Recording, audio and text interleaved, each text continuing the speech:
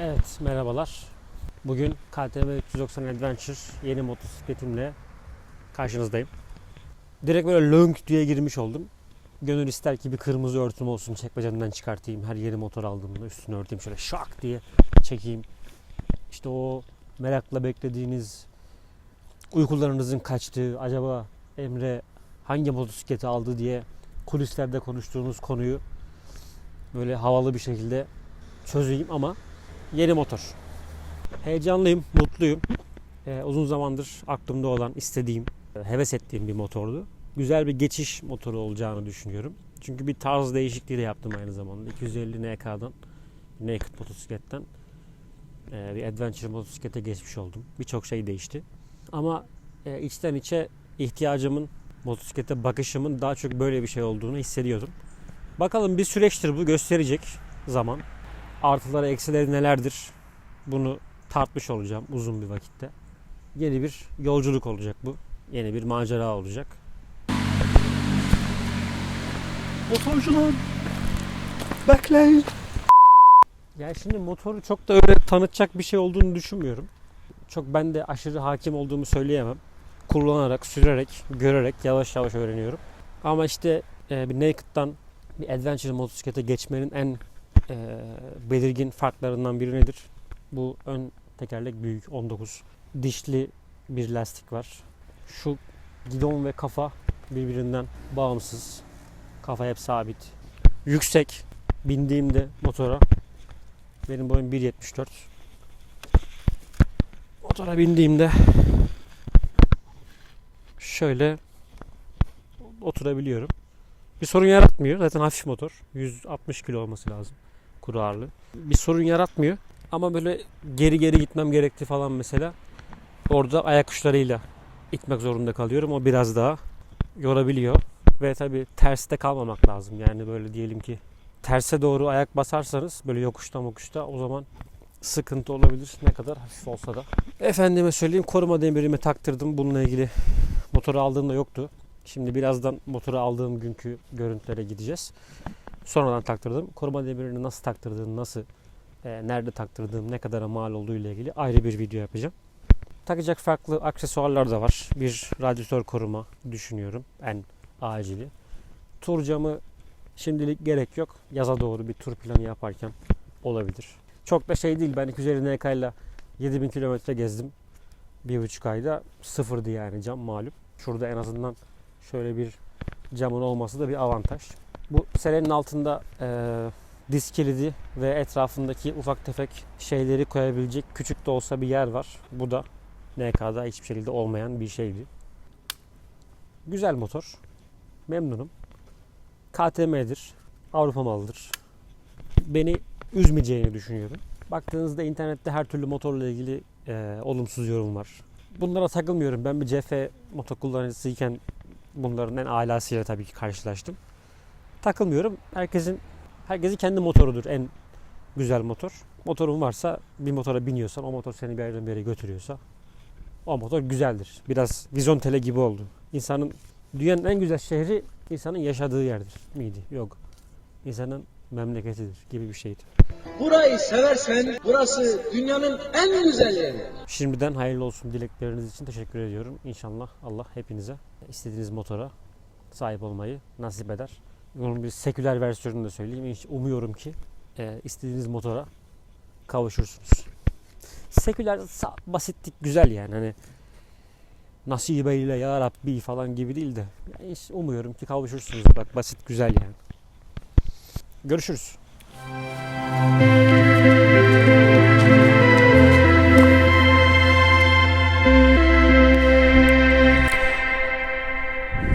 Evet, merhabalar. Bundan sonra yola 390 Adventure ile devam edeceğim. Euro 5 Plus zorunluluğunu getirenden Allah razı olsun diyelim. 2024 model beyaz renk KTM 390 Adventure'la yeni bir stil, yeni bir motorla devam ediyorum. Şimdi Haliç Kongre Merkezi'ne giderken sizinle bu iş nasıl oldu onu bir konuşalım.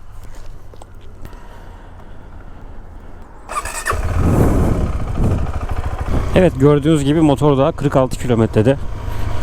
Bu motorla geçirdiğim 3. günüm.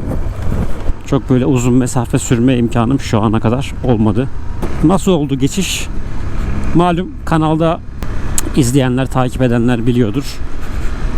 İlk defa bu videoyla görenler de açıp bakabilir. Ben NK 250 ile motosiklet sürmeye başladım. 2021 Mayıs'ta almıştım ilk motosikletimi. 2024 Ocak ayında NK'nın yeni modelini aldım. Şu anda da 2024 Ekim ayındayız. Bu geçen süreç, motosiklette yaşadığım deneyimler, tecrübeler bana gösterdi ki ben böyle macera yaşama, yola çıkma, işte biraz ormana, doğaya girme işlerini seviyorum. Bunu fark ettiğimden beri bu 390 Adventure'a bir sempatim vardı. Hemen 250'den geçip çok yüksek bir CC'ye geçmeden daha kolay ulaşılabilir ekonomik olarak. Daha kolay baş edilebilir güç olarak. Hem bana yetecek, hem düşük CC, yani orta seviye CC olmasıyla işte az yakacak falan, böyle ideal bir motor olarak düşünüyordum hep. Son zamanlardaki bu zamlarla vesaire fiyatı biraz fazla kaçmıştı. Hani ya böyle 650'lik 700'lük bir motor almak sanki daha mantıklı olacaktı bunu alacağıma. Normalde ben önümüzdeki yaza kadar motoru değiştirmeyi düşünmüyordum. Motordaki sorunları da gidermiştik. Ama böyle bir fırsat çıkınca, malum ülkemizde bazı fırsatları değerlendirmezseniz sonra pişman olabiliyorsunuz. Ulan keşke o zaman alsaydım diye. Böyle bir karar vererek 390 Adventure motosikletimi almış oldum. Bu motorla bu ilk kilometrelerim, ilk sürüşlerim bana heyecan veriyor. Bu kararı verdiğim için, uyguladığım için bir heyecanım var. Umuyorum ki beni mutsuz etmeyecek.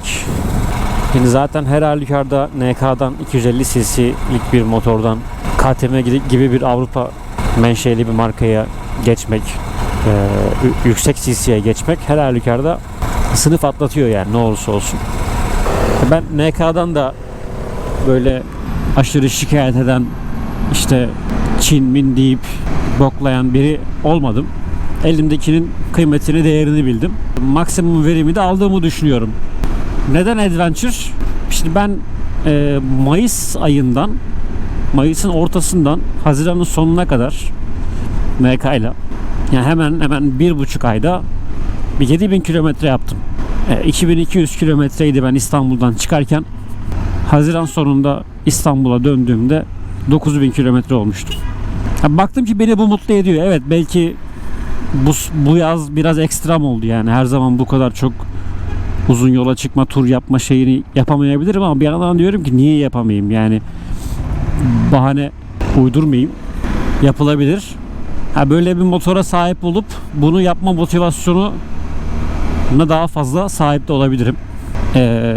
Dedim ki ya benim tarzım galiba bu. Yani bir tarz değişikliği denemesi gibi de görüyorum bir yandan. Direkt yol motoru niye almadım?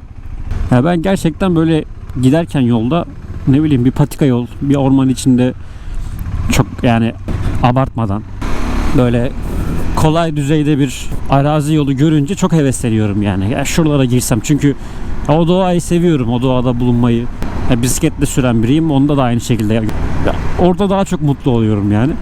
O yüzden Adventure türü motosiklete bir şeyim vardı.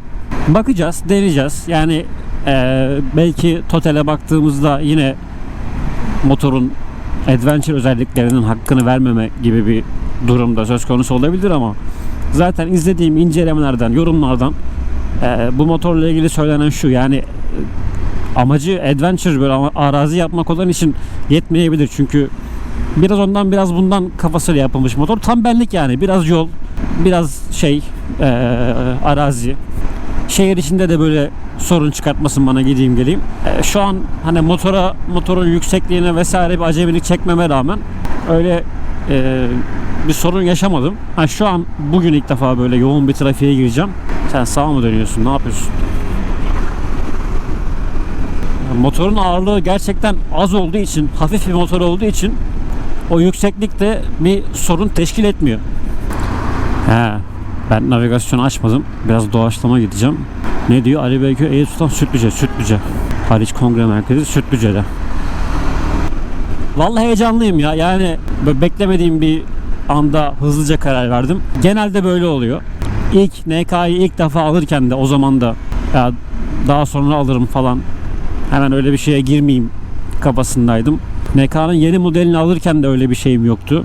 Bir fırsat çıktı vesaire aldım. Bunda da aklımda vardı ama beklediğimden daha hızlı. Tahmin ettiğimden diyeyim ya da. Mesela şuradan şöyle geçerken bir sorun yok. Motor dengeli bir de bayağı. Alışmam gereken şey... Oğlum ne yapıyorsunuz lan? Adam trolledi herkese.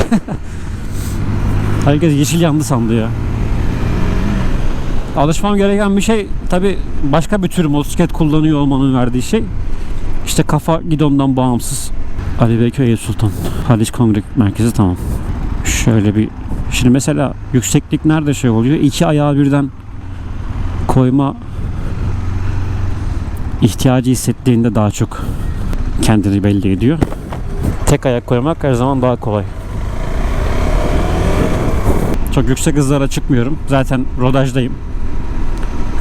NK'daki kadar zorlamayacak rodajı çünkü 6. viteste 6000 devirde 100'ü buluyor hız. Zaten yeterli yani. Şimdi benim boyum 1.74. Bacak boyumu ölçmedim bilmiyorum. Ayağımın ucuyla rahat bir şekilde motoru tutabiliyorum. Ağır motor olsaydı evet büyük sorun olabilirdi yani o zaman. Ama motorun hafifliği biraz da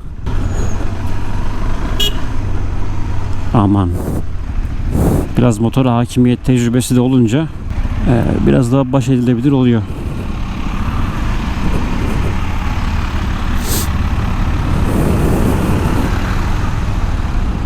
Aşırı hakim olmadığım için her şeye rağmen çok öyle her araya her dereye girmeyeceğim ilk başta. Buraya zaten normalde de girmezdim de.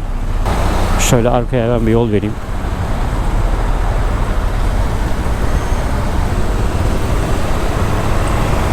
Ben bu trafiği atlatmaya çalışıp kongre merkezine girerken siz de motoru aldığım günden, teslim aldığım günden birkaç görüntüyü izleyin. Şimdi gidon yüksek olunca şöyle yüksek arabaların aynasıyla gidon aynı hizada. O biraz beni şey yapıyor. Düşündürüyor. Allah Allah.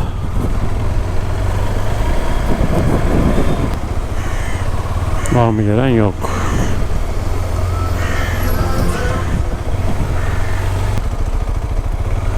Ama alçak arabaların yanından geçmek keyifli. Üstten geçiyorsun.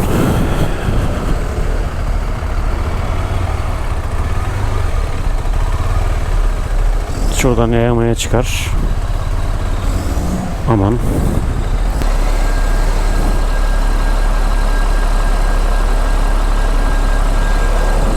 İşte kapı öyle açılıyor.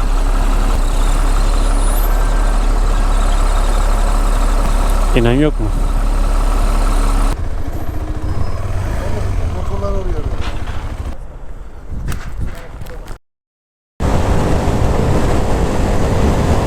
Ya bu ne ıslandım ya. Yağmur yağmıyor yolun ıslaklığından. Nereye gidiyorum? Evet merhaba. Şu anda Avcılar'a motosiklet online mağazasına gidiyorum. Neden gidiyorum?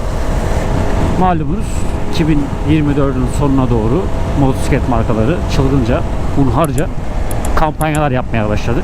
Bu kampanya dolayısıyla birçok fırsat doğdu. Ben de eski videolarımda yani bu motoru aldıktan sonra biraz onu şeyden çıkartmıştım. Tamam işte motoru değiştirdik buradan devam diye bir anlayışla. Ama eski videolarımda bahsettiğim olmuştur. Bir KTM 390 Adventure hep böyle bir yeri vardır yani bu o motor güzel motor alınır falan diye. Liste fiyatının çok artmış olması işte o fiyata başka motorlar alınabilecek olması vesaire gibi şeylerle biraz uzaklaşmıştım o motordan. Lan ne ıslandım ya. Ama çok iyi indirim kampanyaları işte hem nakit hem kart Aslında 250'ye yani bu motordan geçiş olarak ya işte bir KTM'ye geçeyim sonra yükseltiriz kafasıyla 250'liye bir şey yapmıştım ama 390'da da o kadar iyi indirim yapıldı ki yani liste fiyatı 405 mi 410 mu ne 80.000 peşinatla 330'a kartla alabildim. Şimdi onun peşinatını göndermiştim. Şimdi kartla ödemesini yapmaya gidiyorum. Evet, bir devir kapanıyor, bir devir açılıyor kendi adıma. Yaklaşık 3,5 senelik CF Moto deneyimi. Şimdi gidelim bakalım yeni motosikletin maliye yükünü omuzlanmaya. Herkül'ün şeyi var ya böyle. Aynı öyle şimdi gideceğim çekeceğim onu. Hadi bakalım.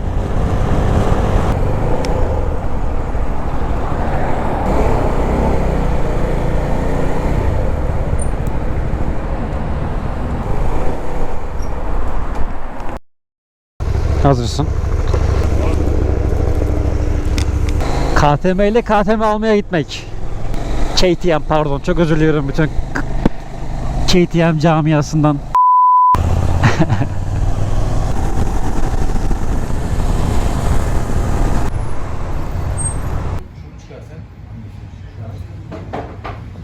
Gidelim bakalım Müfik'in plakasını almaya. Lazı daha burada adam. İlk sağdan giriyoruz.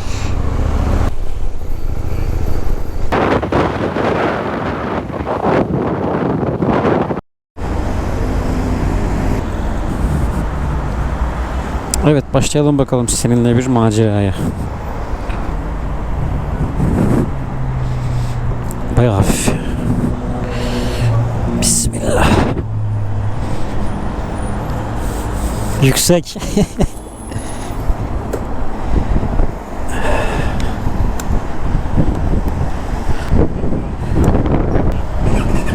Abi şu an iyi gibiyim ya, iyiyim. Şöyle yavaş yavaş yüksekliğine şey yapacağız.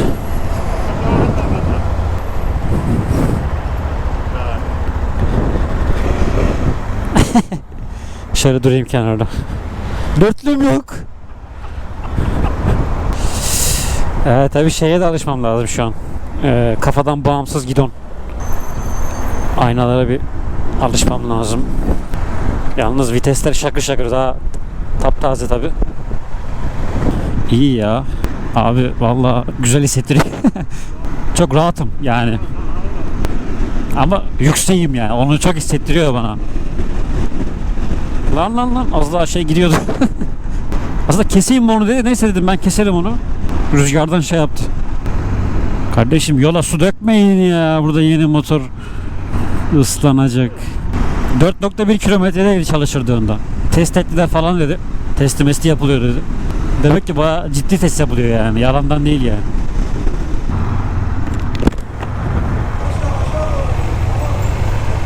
Oraya mı?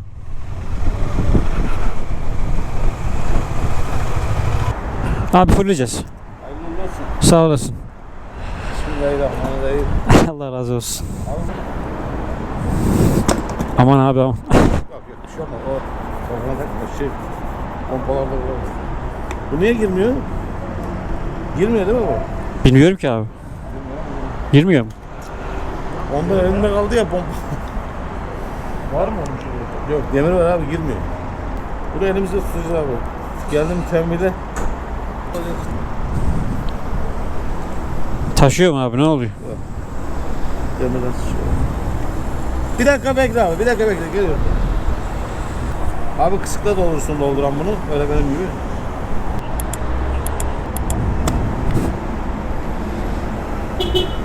Kolay gelsin. Abi buyur. Dua et bana. Dua et. Dua et. Bismillah diyerek çıkalım. O sen nasıl yattın oraya öyle?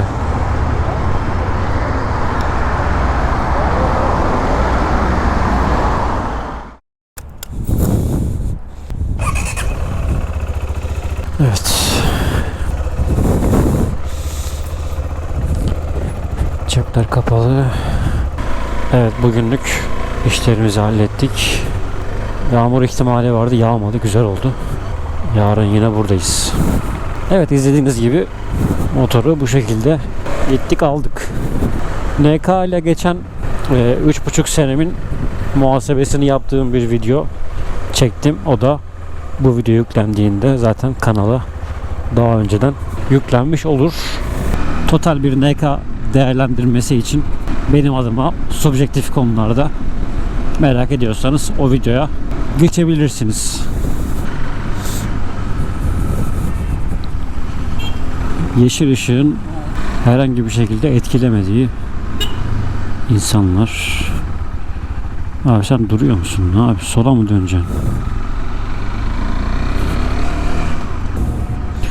Bu arada ben bakım aralığını şey sanıyordum. 1000, 7500, 15000 diye giden bir aralık zannediyordum.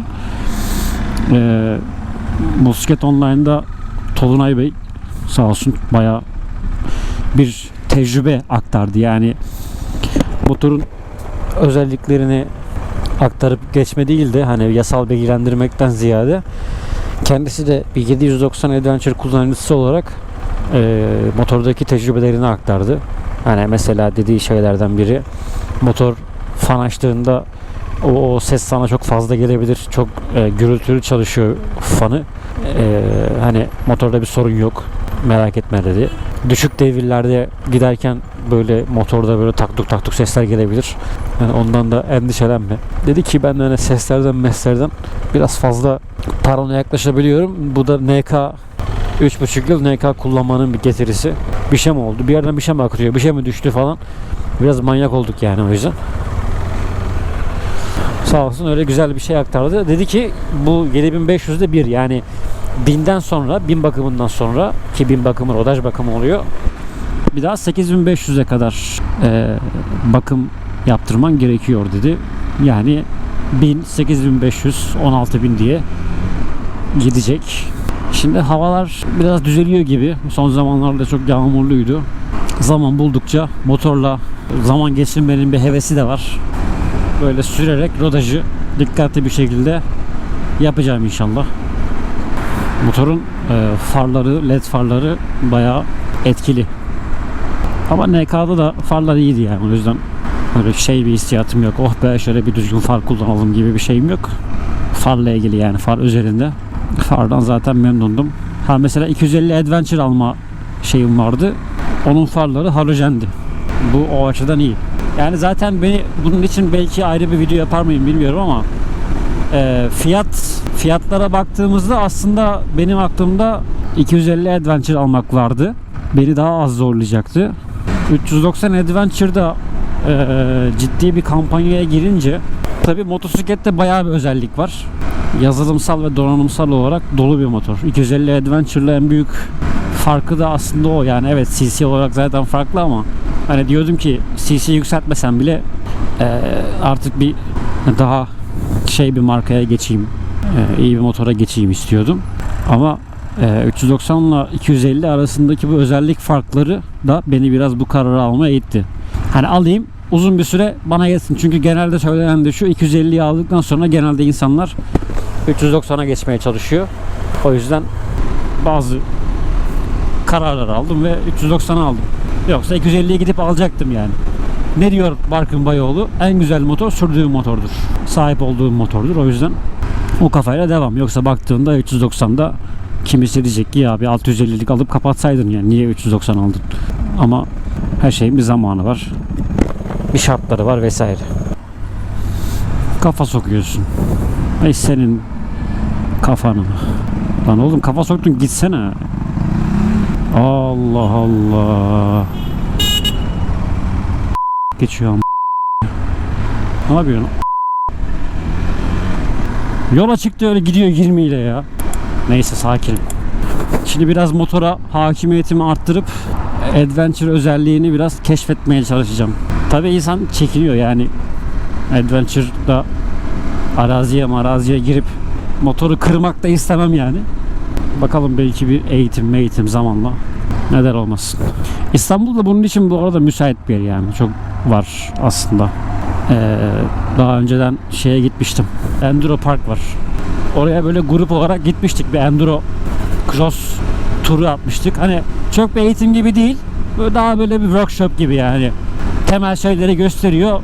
Cross motorla, onlara ait motorla hocanın önderliğinde geziyorsun. Bayağı keyifliydi. Öyle yerler var. Aydos'ta bir sürü yer var öyle. İşte ne bileyim Beykoz tarafları, Şile tarafları, bu Sarıyer taraflarında da varmış. Bakalım, o kendimi biraz yani deneyeceğim o şeylerde. Bakacağız yani adventure motorla şey miyiz? Bak, iki ayağımı birden yere koymaya çalışınca, ulan buralar ıslak, kaymayalım. İki ayağımı birden yere koymaya çalışınca boy şeyi, motorun uzunluğu, yüksekliği daha doğrusu, orada kendini hissettiriyor işte. O yüzden böyle yokuşlarda böyle yan yokuşlarda, eğimli yerlerde yamukta kalmamak lazım. Neyse. Evet, durum bu. Artık videolarımıza, maceralarımıza KTM 390 Adventure'la devam edeceğim. Umuyorum güzel günler yaşarız bu motorla. Sıkıntısız, kazasız, belasız. Herkes de istediği motora kavuşur. Ama bu bir süreç. Ben hep daha yeni motorcu olduğumu göz önüne alarak, hani benim daha 3,5 sene oldu motora başlayalı. Benim abim işte Gürcistan'a gittik beraber. Yani belki 20 sene oldu mu? 20 sene olmamışsa da olmuştur yani bir. Belki de olmuştur, şimdi hatırlamıyorum. 15 seneden fazla motor sürüyor. Bir sürü motor aldı, sattı, değiştirdi falan. Bu bir süreç. Her şeyin bir zamanı var. Biraz bunu bilerek eldekinin kıymetini bilmek lazım. Ben açıkçası şeyimi buradan alıyorum. Sonuçta bu motor şu an benim için çok iyi ama daha da iyi bir sürü motor var. Videoya beğeni atarsanız, abone olursanız, yorum atarsanız bu yeni maceramızda YouTube'la ilgili de benim motivasyonumu arttırmış olursunuz. Selamlar.